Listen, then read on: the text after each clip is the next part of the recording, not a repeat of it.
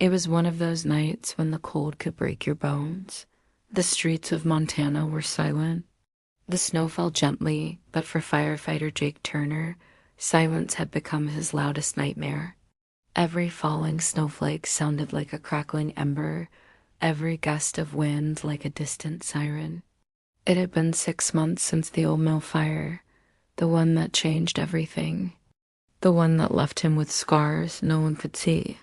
He wasn't just a firefighter. He was the guy who always ran in when everyone else was running out. He'd carried kids out of smoke-filled rooms and pulled families from twisted metal, but the old mill, that was different. He remembered the heat, the suffocating smoke, and the final desperate call over the radio that went unanswered. It was his partner, his best friend, Mark. Now, Jake spent his nights staring out the window, replaying every second. What if I had been faster? What if I'd taken a different route? The questions echoed in the empty house, a constant, painful reminder. His crew saw it, his captain saw it. They tried to reach him, offering a hand, a conversation, but Jake just pushed them away, building a wall of isolation around himself. He thought he had to carry this weight alone, that it was his burden to bear. One evening, his captain, a man who'd seen more fires than Jake had seen winters, showed up at his door. He didn't say much. He just handed Jake a picture. It was of a young family, smiling, standing in front of a new house. "This is the family from the Elm Street fire last year," the captain said quietly. "They asked about you. The little girl still calls you her superhero." Jake looked at the photo, and for the first time in months, a crack appeared in his wall of grief. He realized his story wasn't just about the loss. It was also about the lives saved, the hope he'd given. It wasn't about forgetting Mark, but about honoring his memory by continuing to be the hero people needed. That night, Jake finally picked up the phone and called his captain. "Chief," he said, his voice shaky but clear, "I think I'm ready to talk. It's a reminder that even the strongest among us need a helping hand. If you or someone you know is struggling, remember that reaching out is a sign of strength, not weakness. Thank you for watching. If this story resonated with you, please like, share, and subscribe for more content like this. Stay safe out there." He sat there in the cold leather seat of his truck, the engine long since gone quiet. In his calloused hands, he held a small, slightly worn photograph. It was his daughter, Emma. Her smile, so full of life, was frozen in a moment he felt was a lifetime ago. It had been months since he'd last seen that smile in person, months since he'd held her. Ever since the accident, since the day his wife was taken from them in a brutal tangle of metal and glass, his world had lost its color, its meaning. He was a hollowed-out version of the man he once was, a father, a husband. Now he was just broken. The silence of the truck was a heavy blanket, suffocating him with memories of what he'd lost, of the daughter he was failing. The guilt was a constant companion, whispering failures in his ear. He stared out at the quiet town, its sleepy streets mirroring the emptiness inside him. He was adrift, lost in a sea of grief with no shore in sight. He didn't know how to be a father without her, how to piece his shattered life back together for Emma's sake. Each day was a mountain he couldn't climb, so he simply stopped trying. He let the distance between him and Emma grow, a chasm carved by his own sorrow. But then, a sound cut through the stillness.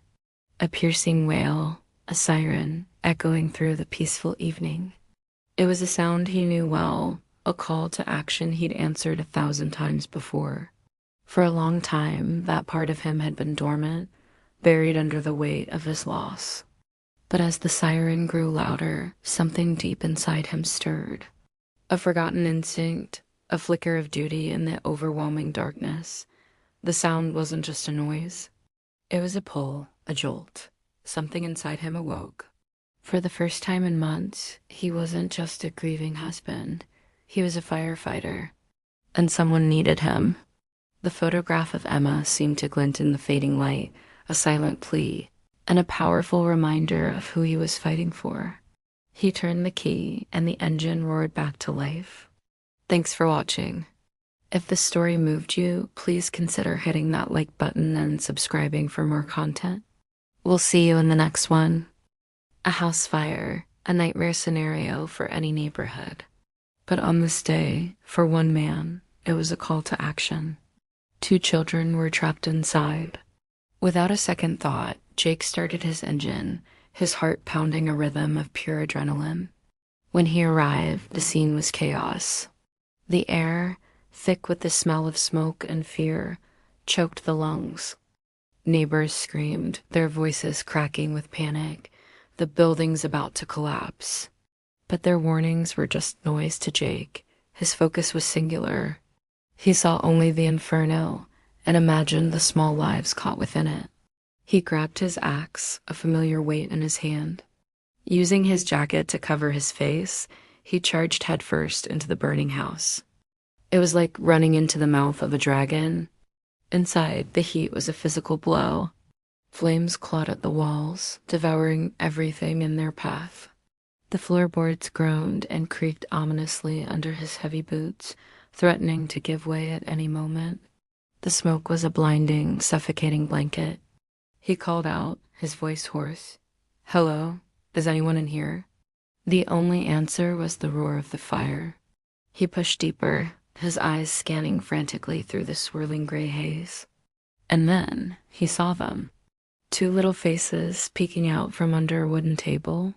Their eyes were wide with terror, tears carving clean streaks through the ash that covered their cheeks. Time seemed to slow down. In that moment, they weren't just 2 children. They were the only thing that mattered in the entire world. He crouched down, trying to make his voice as calm as possible. "It's okay," he said, offering a hand. "I'm here to get you out." The children, frozen with fear, didn't move. He knew he had to be quick. With a surge of strength he didn't know he had, he scooped both of them up, one under each arm. They were so light, so fragile. "Hold on tight," he yelled over the fire's roar. He turned and retraced his steps, a human shield against the inferno. A ceiling beam crashed down just behind them, sending a shower of sparks into the air. He didn't flinch. He just kept moving, one determined step after another, his only goal the bright rectangle of daylight that marked the front door.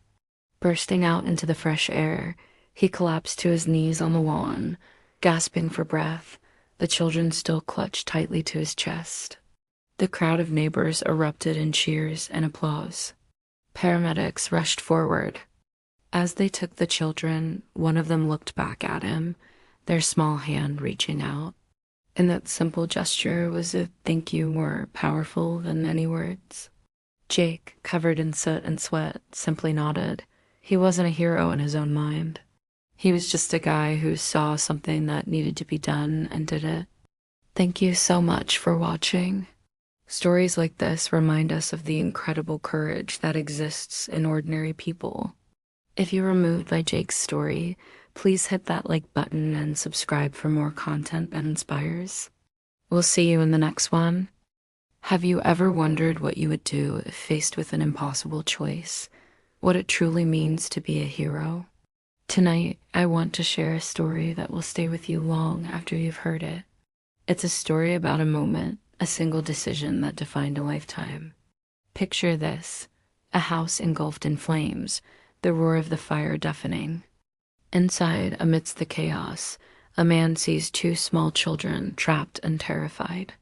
The heat is unbearable, the smoke suffocating. Every instinct screams to run, to save himself.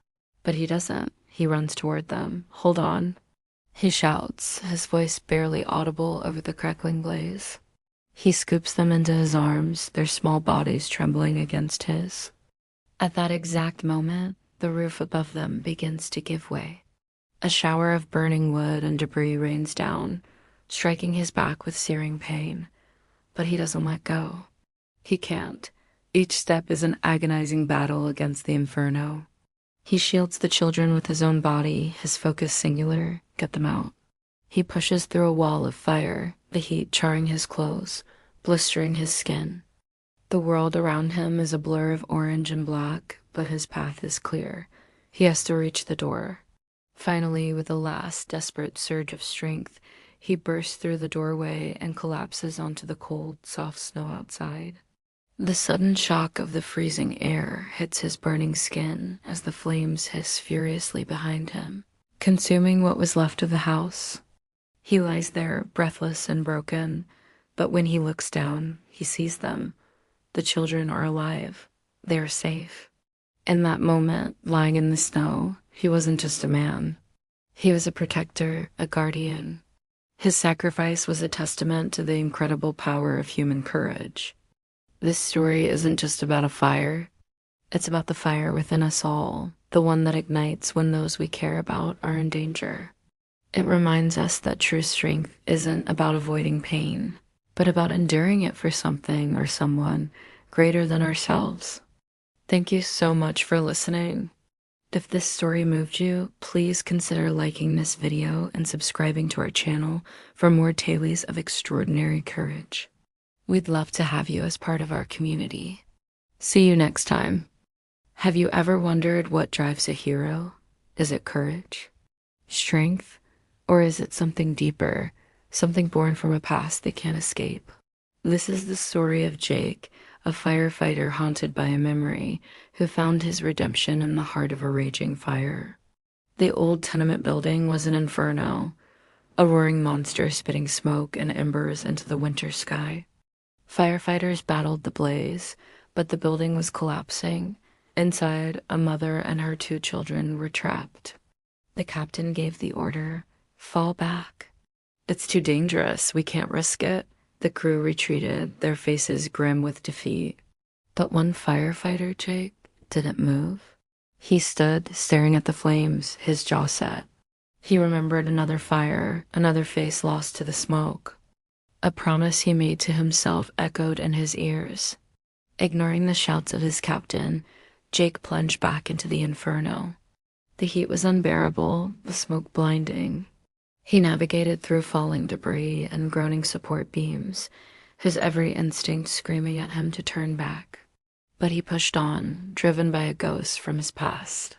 He found them huddled in a back room, a terrified mother shielding her 2 young children. The path back was blocked. Thinking fast, he smashed a window, shielded the children with his own body, and helped them and their mother onto the fire escape, one by one, just as the floor beneath them gave way. Safely on the ground, the family was reunited, tears of relief streaming down their soot-stained faces. Jake, however, had suffered burns and smoke inhalation. Later, in the hospital, a reporter tracked him down. "Jake," she asked, her voice full of awe. Everyone said it was hopeless. "Why did you go back in when no one else would?" Jake looked at her, his eyes holding a story of their own. He smiled faintly, a sad, knowing smile, and whispered, "Because once, a long time ago, I couldn't save the person I loved most. And I swore to myself I'd never just walk away again." He turned his head and gazed out the window. Snow was falling, blanketing the city in a quiet peace. This time, watching the snow didn't bring back painful memories. This time, Jake smiled, because somewhere out there, under that same peaceful snow, 2 kids still had a future. And for him, that was more than enough. It was everything. If this story moved you, please hit that like button and subscribe for more tales of everyday heroes. Thank you for watching.